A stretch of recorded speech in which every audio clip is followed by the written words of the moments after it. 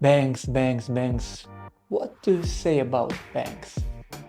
So they want to take your money, they want you to give them your money, they have more use of you than you have from them, they benefit more from you than you are benefit from them, they're earning more on you than you are earning from them, and then at the end, when you need some money, they're simply not giving it to you.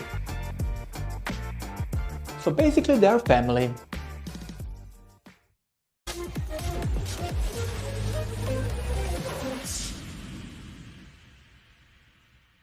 And we're back, guys. I believe it's the 10th episode of the BY podcast, and we have gone a long way in our journey. We have learned so many new things. What is money, how to invest, what is the matrix, how to escape the matrix, what is the proper mindset, and so on and so forth. So I believe that we are now ready to move forward. I said the last time that we were going to talk more about the banks. Why? Because I want to talk to you about the things that we use every day, but I don't know if you or the majority of us understand what are banks, what are they here for, what do they do, how do they get their money, and so on. That's why I think it's very important that we know a little bit more about the banks and how to use properly their services. But before we get deep dive into this bank topic, first of all, I want to thank all of you who are watching me, who subscribe to my channel, who are liking and commenting. But also I have seen that 95% of you who are viewing my content are not subscribed, and therefore I am encouraging you to hit that share, like, and especially that subscribe button, because it will help the algorithm, it will help me, it will help everybody, especially this podcast, to make even better content, to make and to get even better guests in the future. And basically you are supporting the things that I'm doing, and therefore you are giving me some kind of a boost, that you are pushing me forward, and you want me to give you more of this kind of content in the future. So don't be afraid, it doesn't cost you anything. Just go down below, click share, click like, click subscribe, and that you will get these notifications whenever a new video comes out. As you have seen by now, every Thursday around 7 p.m. a new episode comes out, and I believe we are going in the right direction. We are going in some kind of logical path, and we are going to go into more depth regarding different kinds of topics, and it will be interesting. Something like crypto, something about watches, something about investment watches, gold, and so on and so forth. So stay tuned. As I said, press the subscribe button and you will see the best of me and my content in the future. Okay, before we go into more depth about the banks, what the banks are, uh, I don't know if you have realized, but on my page that there are some links here in the header. When you press here, you have some different kinds of links, of my links, what you can use to go and to invest your money, as I am investing mine. So you have different kinds of systems. So you have a link that will guide you to the Tangem crypto wallet. It is a self-custody cold wallet that you can use to buy, sell, and swap different kinds of cryptocurrencies. I personally am using this kind of a wallet. Also, you have a link to my personal Bybit affiliate account. So you can use this if you want to get up to $6,000 of initial deposit bonuses. So you can see here, this is my account, this is my deposits. And if you are using this, you can get up to $6,000 of initial deposits. Also, what you can see here is the link to the stake application and eToro application. Now I will share you the screen of the mobile phone. You can see here the stake application. I already spoke about this application. It is about fractional investing in real estate in Dubai. And what's new from the last time we have spoken about this is that here in the header, you have a possibility to switch to another country, because you now have the possibility also to invest in real estate in Saudi Arabia.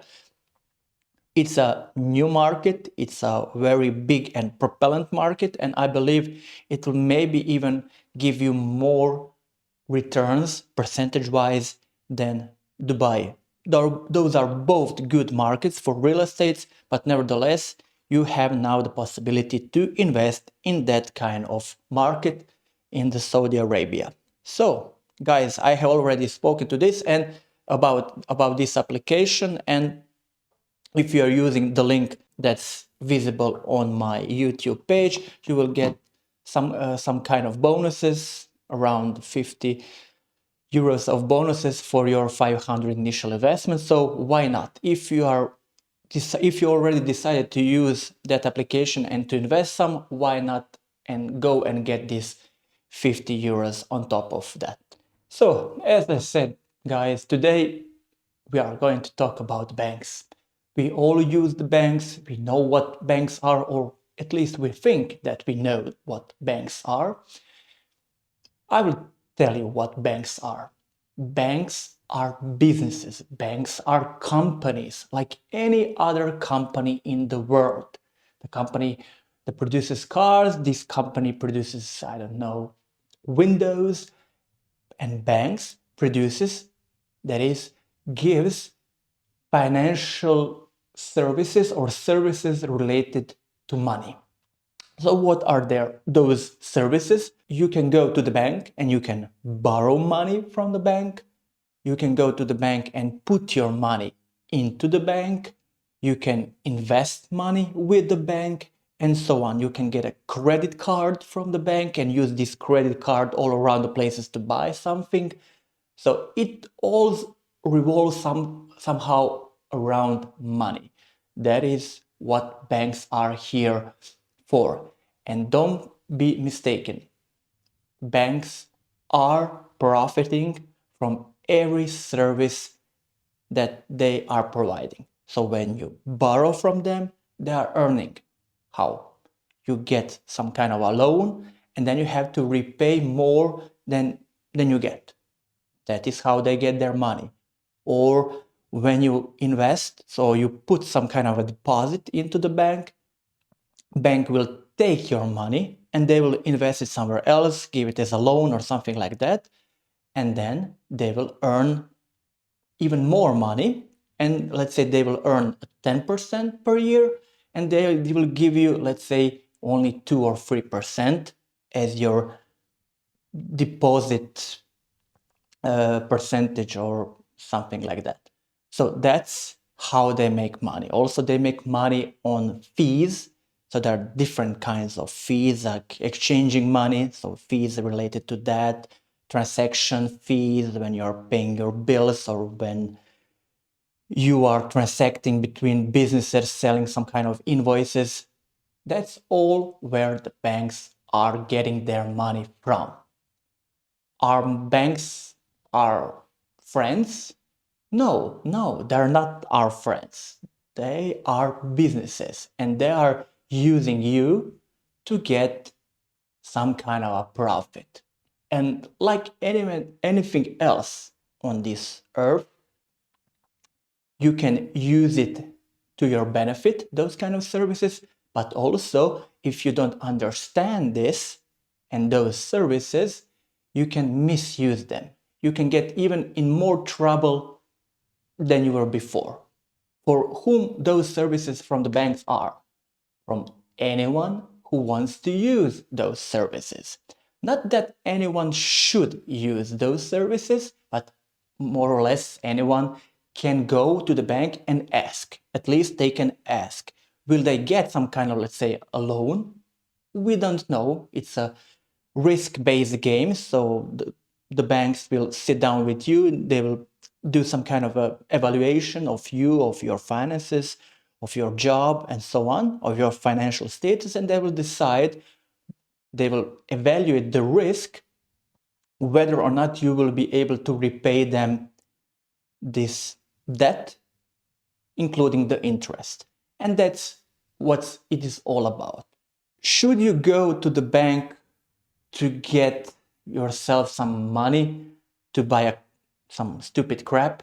No, no, no. There is a difference between how the rich people are using the banks and how you or me or anyone else, let's say a mid or lower class, is using the banks. So in most of the cases, we are going to the bank and we are saying, okay, give us some kind of a loan. So we borrow the money, and what do we buy with that? We buy ourselves a vacation, we buy ourselves a house, we buy ourselves a car, and in most cases we buy ourselves liabilities. So we buy things we already spoken about. Liabilities, those are things that do not produce anything, they don't give you extra income, they don't give you any kind of passive income. So they're making you more and more poor. So you have less and less money. And on top of that, you even have to, when you borrow money, you have to repay it with interest. You have to give them back more than you borrowed. So there is a difference between how the rich people and how the mid and low class people are using banks. Rich people are not buying crap, going to the bank and get this money to buy crap. They are going to the bank, they are getting a loan, and they are buying businesses, investments, and such things, which will give them even more money than they have to repay back, including the interest. That's what it's all about. So imagine that you get a loan from a bank. Let's say it's 5% interest, annual interest. And then you invest into some kind of business or real estate or something like that, that will give you annually 7% of interest. So 7 minus 4, it's 3. You are in plus. You are gaining more money with someone else's money. Because in this case, when you go to the bank and get that money is not yours. So the bank is giving you someone else's money, and you can go and buy businesses, you can invest it, you can buy crypto, you can go and do whatever you want. But if you buy liabilities, if you buy something that will not produce anything, then you will end up with that crap, and you will have to repay it, let's say, maybe double. If you're buying a house over course of the 20 years, then if it's a 5% interest per year, it will be 20 times 4, it is 80%. So you will have to repay double than you have borrowed. Do I think that you shouldn't even go to the bank ever? No, no, no. I'm not saying that. I'm saying that if you are buying liabilities or things that are not producing, you should buy it with cash. You should buy it with the excessive amount of, let's say, cash you have after you pay everything, your normal standard expenses, and after you invest your money, the leftover you can use to buy some kind of liabilities. And if you don't have this, let's say, leftovers of money, you shouldn't buy. Or you should buy the things that are in the range of the money, of the amount of money you have. So if you have 500 euros, you shouldn't be going out and spend 1,000 euros on something. So if you can afford yourself a rent and you cannot afford yourself to have a debt, so you borrow money from the bank, then you should probably go with the rent. You should be renting your house. You should be renting the place where, not your house, you should be renting your place where you live. Not not borrowing money from the bank to buy a house that you cannot repay. So that's the difference. You should get to this level, and you should know when this level is, when you have enough of this excessive leftover cash that you can use to repay your debt. Then maybe you are in the game of using the banks properly.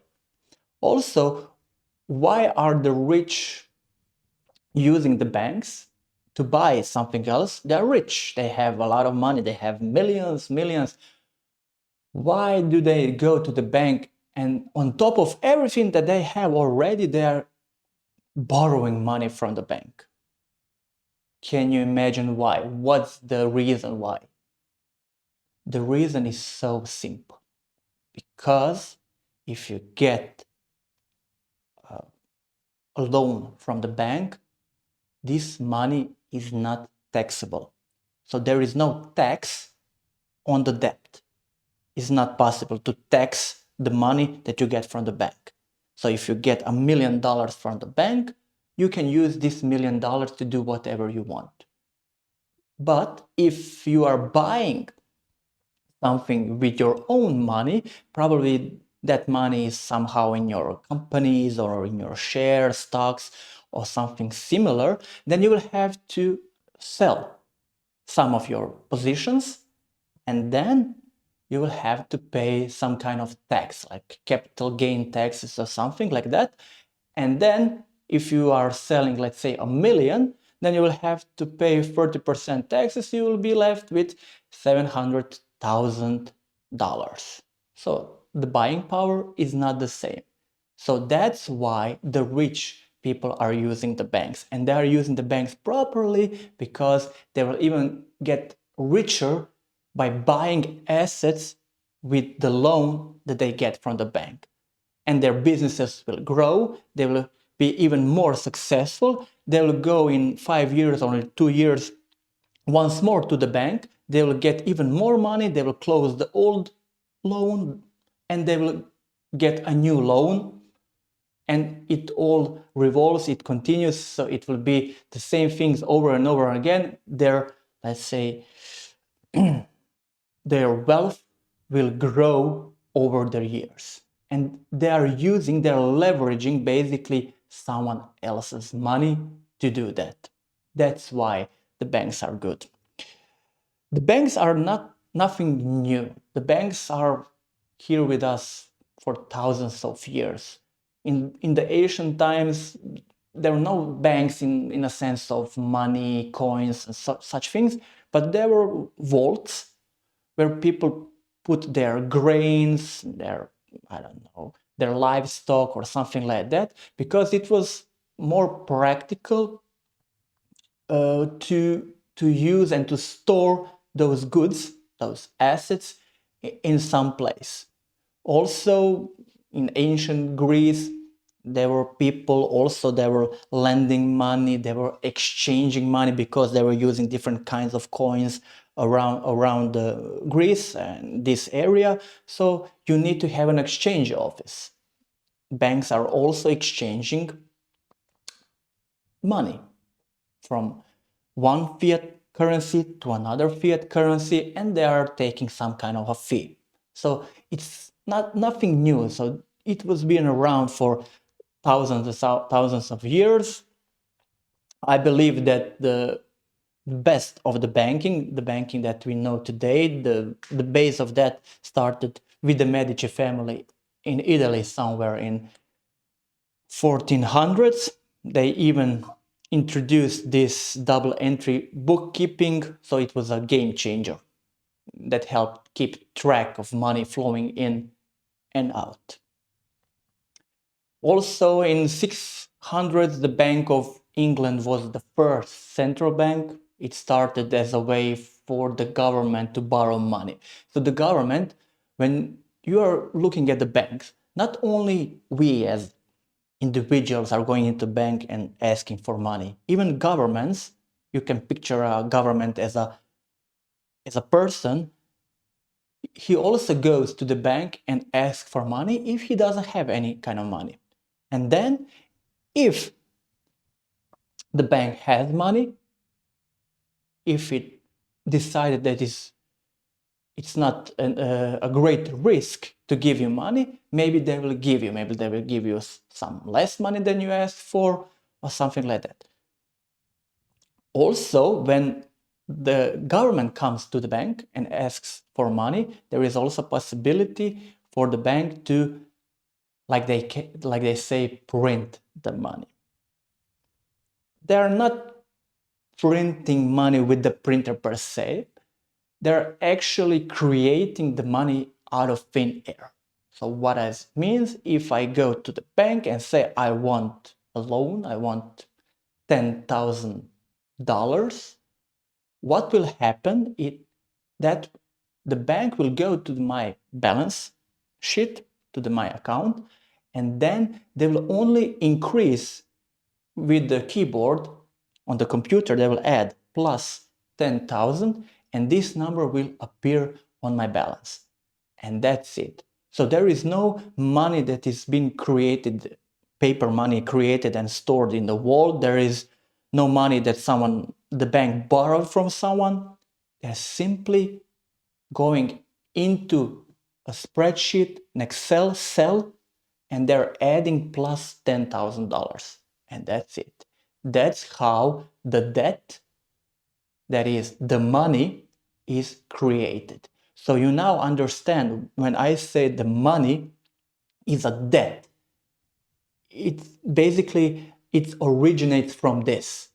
You go to the bank, you ask for money, bank simply gets into your balance account and it adds up plus how many euros or dollars you ask for, and that's it. How come they can do it? Okay, there are regulations why they can do it, but also that's why they are using this kind of risk evaluation estimation process to be sure to minimize the risk as much as possible, to know that you will repay that debt. And once you are starting to repay that debt, this debt is, let's say, diminishing. You are destroying this debt. So we have created the money from the thin air, and when you start to pay it back, you are destroying this debt.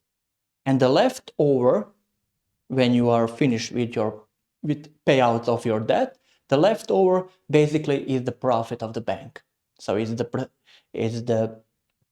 percentage, let's say 4% per year, that you have to pay the interest to the bank, that will be left and will be stored on the bank's account.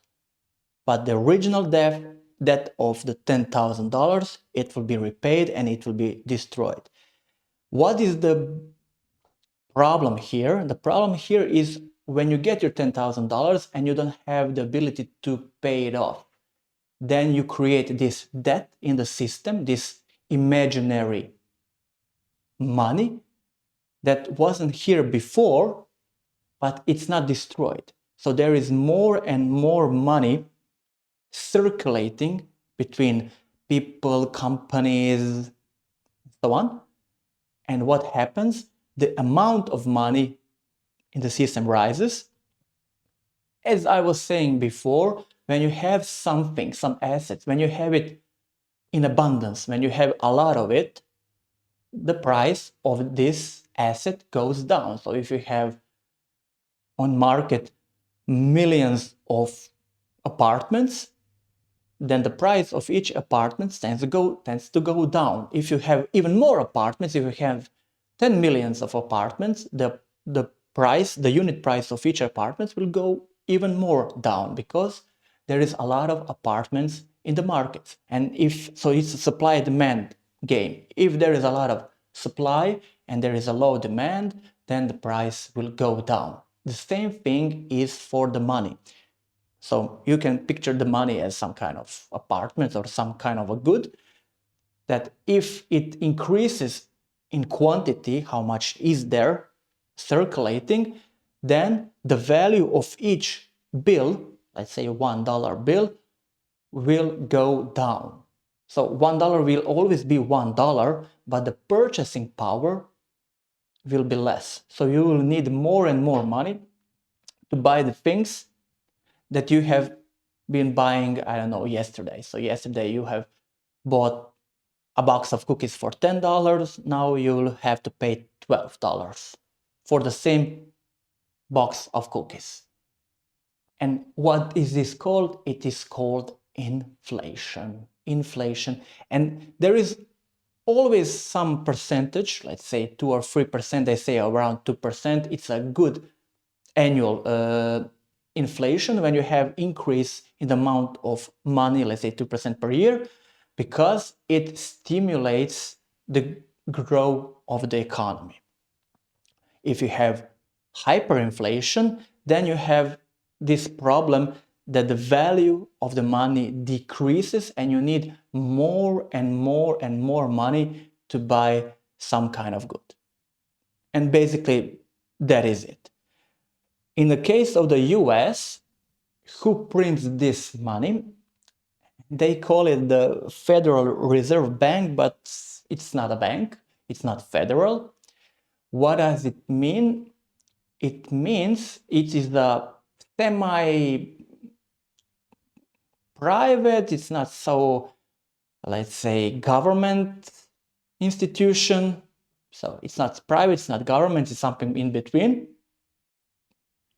And when the economy, let's say the US economy needs money, the Federal Reserve steps in and buys something that's called government bonds or other types of securities from banks or from financial institutions.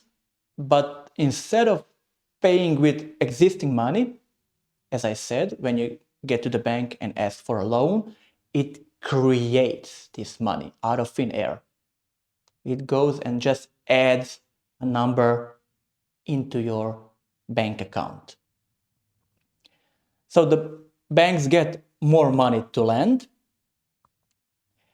and the banks that sell their bonds to the Federal Reserve Bank suddenly have more money sitting in their accounts. This extra money that's now in the system allows them to lend more to businesses, to individuals, effectively increasing the amount of money that's circulating in the economy. That's why maybe you have heard someone saying money is cheap, money is expensive. They are regulating, the Fed is regulating this, the interest, so they increase the interest on your loans. So if the money is cheap, they will increase the interest so that it becomes more and more expensive. So you don't have the possibility to get loans anymore. So it's not available for the masses to go to the bank and get that money. So it becomes more and more expensive, and that is how one of the principles or one of the ways you can lower the level of the inflation. Also, you have to know that the physical dollars that are printed on the paper, they are just a fraction of all the money in the system. So most of the money is created by debt, by banks, and it is created virtually. So they go and add into your balance account, they just put there some kind of a number. They don't print that kind of money. Of course, there is a certain amount, certain percentage of all the money in circulation, it is printed. Okay, it's cash, but there is way more money in these virtual numbers on the bank accounts than there is papers circulating in the markets. Okay, so this Federal Reserve Bank, as I said, is a central bank of the United States. It's not like a normal bank where you can open a savings account and get a loan. Instead, the Fed works behind the scenes to manage the nation's money and keep the economy stable. think of it as the bank of the banks and the government. It controls the money supply, it manages the inflation, as I said, by setting the interest rates, it supervises and regulates other banks and maintains the stability of the system. As I said, it's not a governmental agency, but it's also not a private company. It's an independent, let's say, central bank with this mission to serve this public created by Congress, but it operates autonomously to avoid, let's say, political influence. And guys, if you want to learn more about certain topics that we are covering in this podcast, like how to do affiliate marketing, how to do trading, crypto, forex, finance, general finance, and you want to learn more about how to escape the ordinary, how to escape this matrix pit and know the information that I am personally learning, then you have a possibility to enroll and to find out more in this game changer application. So the application is also available through the link that is available on my personal page. So you have a link here in the descriptions that you can go and check by yourself.